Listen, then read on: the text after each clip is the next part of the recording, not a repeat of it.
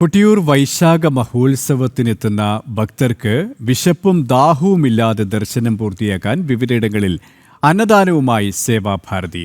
കൊട്ടിയൂർ ക്ഷേത്രത്തിലേക്കുള്ള വഴിനീളെ 5 സൗജന്യ അന്നദാനത്തിനായി അന്നദാന കേന്ദ്രങ്ങൾ സേവാഭാരതി ഒരുക്കിയിരിക്കുന്നത്. വൈശാഖ മഹോത്സവ നാളുകളിൽ സേവാഭാരതി നടത്തിവരുന്ന സേവന പ്രവർത്തനത്തിന് ഇത്തവണയും മുടക്കമില്ല. കൊട്ടിയൂർ ക്ഷേത്രത്തിലേക്കുള്ള ദർശന വഴിയിൽ ഭക്തർക്ക് വിശന്നു പോകേണ്ട അവസ്ഥയുമില്ല. ക്ഷേത്രത്തിലേക്ക് പോകുന്ന പ്രധാന വഴിയിലെല്ലാം സേവാഭാരതി അന്നദാന കേന്ദ്രങ്ങൾ ഒരുക്കിയിട്ടുണ്ട്. കൊട്ടിയൂർ, തൊക്കിലങ്ങാടി, കണ്ണവം, മണത്തണ, പൂവത്തിൻകീഴിൽ തുടങ്ങിയ ഇടങ്ങളിൽ സേവാഭാരതി പ്രവർത്തകർ നിറഞ്ഞ മനസ്സോടെ അന്നം വിളമ്പുന്നുണ്ട്.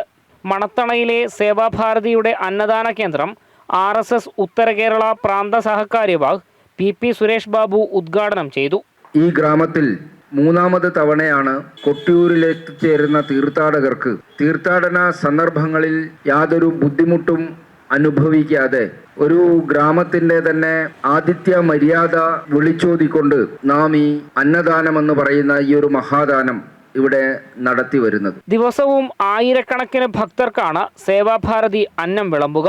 കഴിഞ്ഞ വർഷം ദിവസവും 1500-2000 ഒക്കെ ലാസ്റ്റ് അവസാന നിമിഷത്തിൽ ഉണ്ടാകാറുണ്ട്. 22 ദിവസം ഇതിൻ്റെ പ്രവർത്തനം തുടർച്ചയായി നടന്നുകൊണ്ടിരിക്കും. കാലത്ത് ചായയും കടികളും, ഉച്ചക്ക് ചോറ്, അത് വൈകുന്നേരം രാത്രി വരെ ഉണ്ടാവും.